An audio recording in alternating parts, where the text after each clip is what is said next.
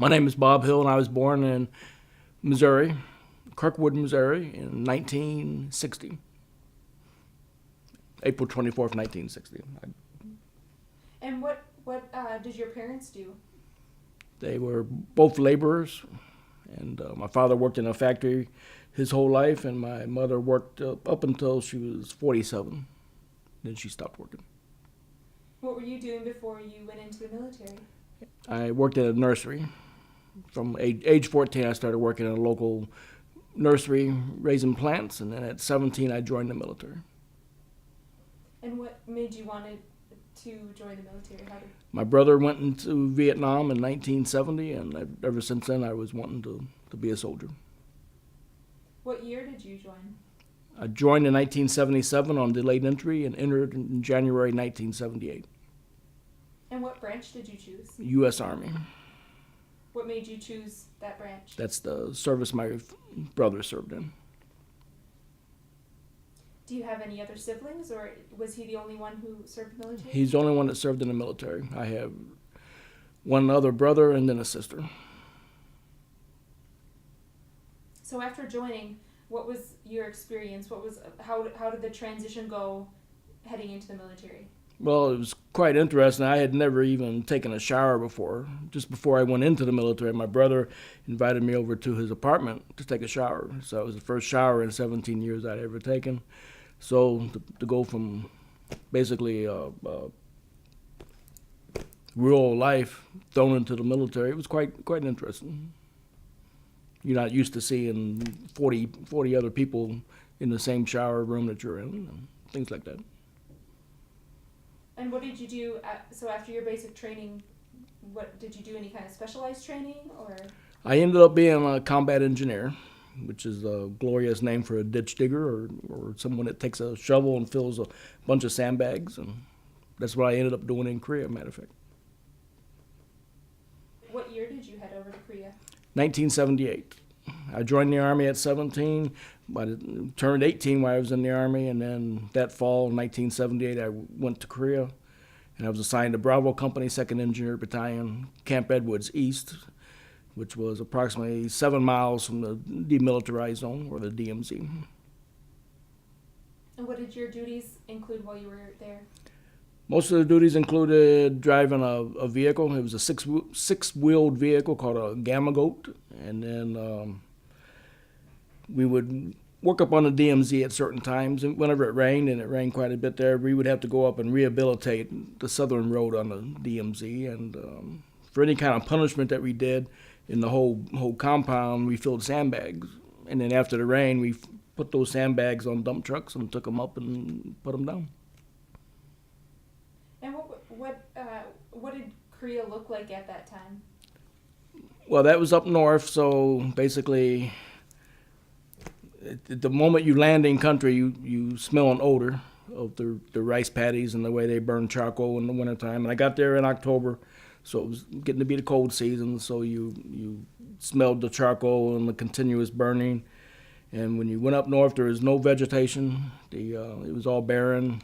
The rice paddies had the crops had been taken out of the rice paddies, and it was, as far as what I remember, it was pretty barren up there. So this is 20 years after the war, and things still hadn't been replanted yet? Not, I don't recall seeing a lot of big trees or anything there when I was there in 1978.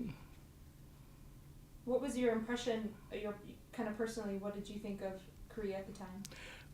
It was a third country, in my opinion, backwards up north. There was no large cities. The large city is Seoul, but my first year, 78 to 79, I went to Seoul maybe one time out of the whole time. So to me, it was all small villages and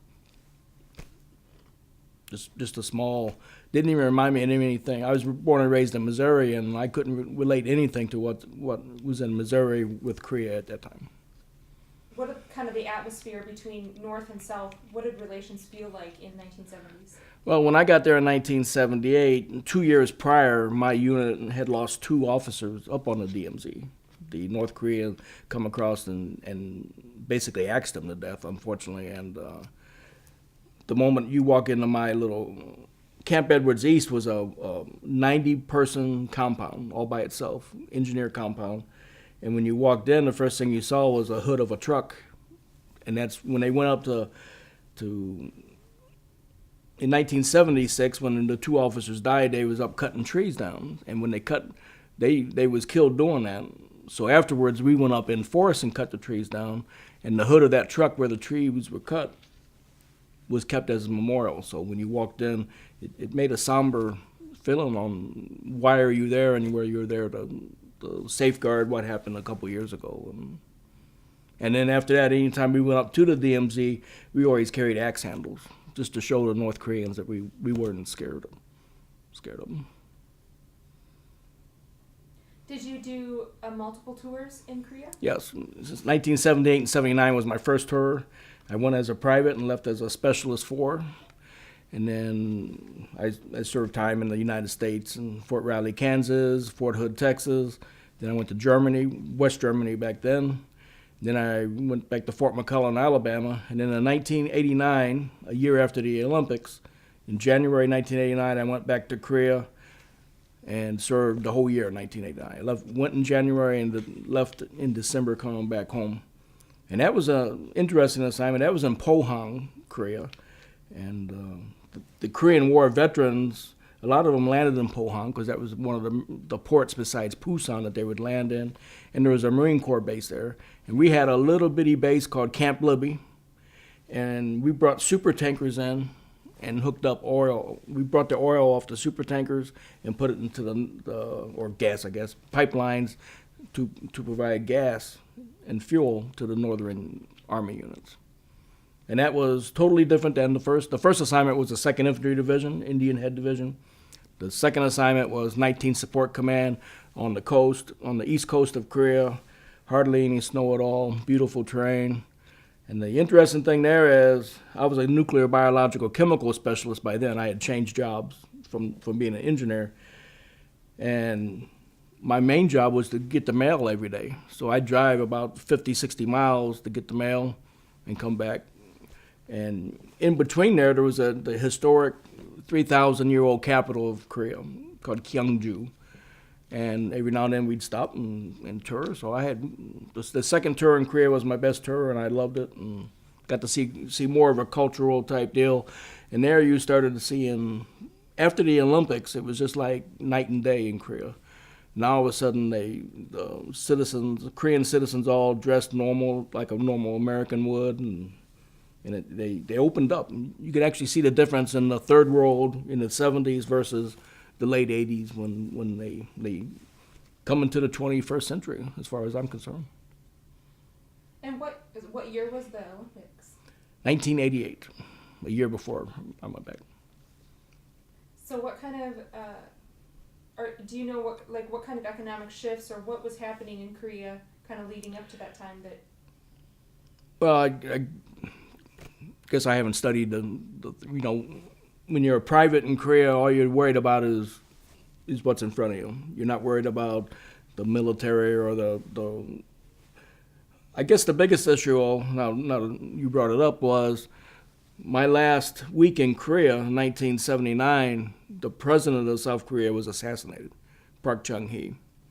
And I had turned all my military gear in, yet they still issued me a rifle in case the North come across after his assassination.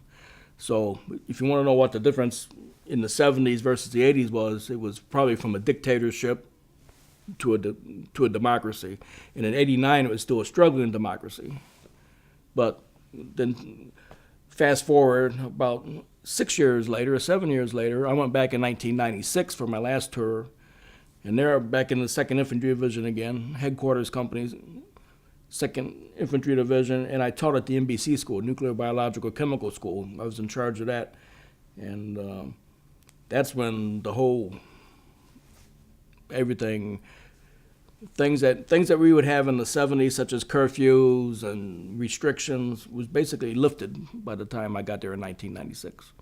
And it was, and now, then, you used to not be able to just catch subways and things and go everywhere. In the 90s, you could now. And I went back in 2004. My son's in the military, and I happened to go back in 2004. And now you can even catch a subway all the way into Tung Nashan, which is the old 2nd Infantry Division headquarters for years. What is your view of the process? I mean, you've seen a huge transition in that amount of time. I actually thought when I left there in 1997, December, got back in time for Christmas, I actually thought that there'd be one Korea by now. I had the feeling that they was going to unify. Similar to when I left West Germany in 1985 and came, and in 1989 they unified. Now there's only one country. And when I left in 1997, I honestly thought that there'd be one country by now.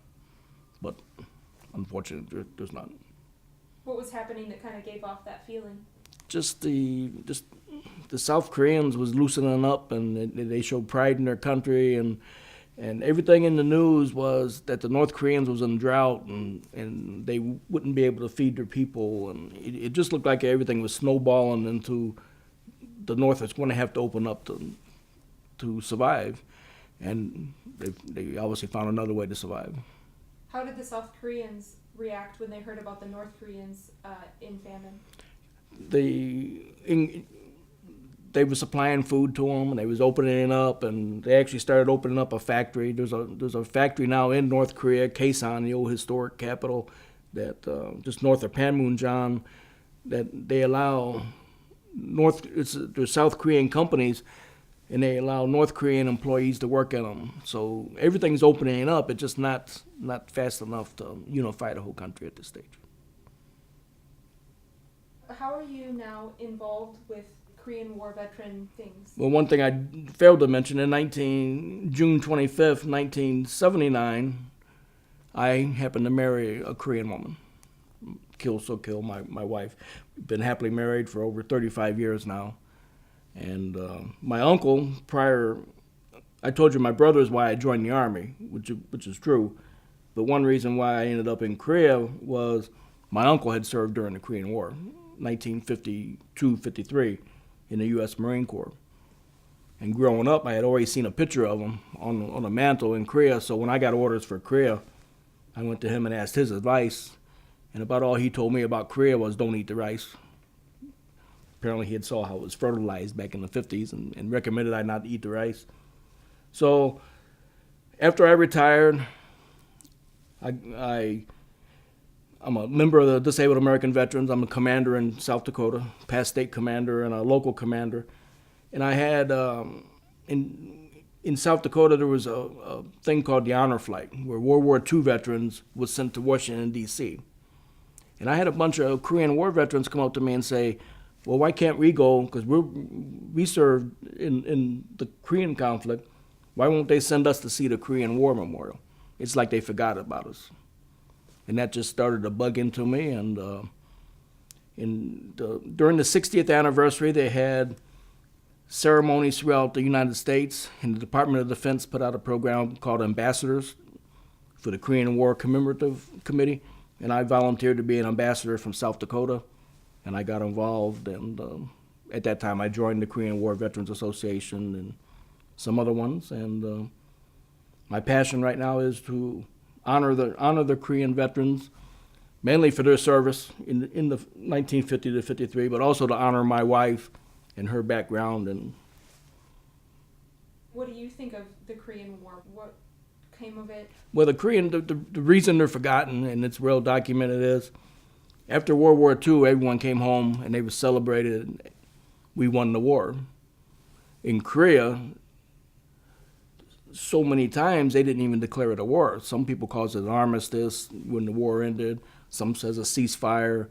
No one says that the war is over, and technically the war is not over. So, that's why we still have troops there today. And it was only in short duration. People bring up, well, there was no big parades for the Korean War veterans when they came home because they had started the rotation where I've got a large Korean War collection, and a lot of my stuff in my collection is from Germany. So we had troops in Germany because we still, even though we was fighting the North Koreans in the South, we still had Russia and the Cold War going on in Europe. So we couldn't send all of our forces into Korea. So it was a global conflict, very, very focused in one country, but we still had to fight the other ones. And World War II lasted 5 years. The Vietnam War lasted 13 plus years. Even the wars today, Afghanistan and Iraq, have been going for over 10 years. And Korea was such a short duration that they just basically, as the saying goes, they forgot it. But I plan on keeping the memory alive as long as I'm alive. And what are you doing today to keep that memory alive? In South Dakota, I do a Korean War display. And I've had it, we took it to the reunion in 2012 at the Korean War Veterans Association in St. Louis, Missouri. We carried it down there, and I carry it throughout the state, and I've carried up to Minneapolis earlier this year. And I collect stuff off the internet I usually go on a particular auction website and try to purchase whatever I can find from the Korean War to try to make sure it stays in the public eyes. Because too many times military collectors get stuff, they scroll it away, and then no one ever knows what they've got. So I like to collect Korean War items and display them to let the world see what they are. How has your time in the military affected your perception towards military and war? Well, I did not serve in a war. I didn't have to go fight another individual. The military, to me, every young man needs to go in the military, young man or woman, if nothing else for 3 years, just to learn about life. Because the military really taught me about life. I lived a very sheltered life in Missouri. We didn't have a lot of friends, didn't have a lot of interaction with anybody. And the military has taught me to respect multicultural individuals, male, female, the whole interaction. It really trained me how to be a decent human being, in my opinion. What message would you like to pass on for future generations? Never to forget Korea. Whatever your grandfather, father, mother, mother-in-law, grandmothers did in Korea, the Korean people will never forget you, and I feel we should never forget the Korean people or the sacrifices that are individuals. The county I'm come from, we lost 8 individuals in Korea, killed in action, and I will forever respect those people that served in Korea, and especially those that couldn't make it back home.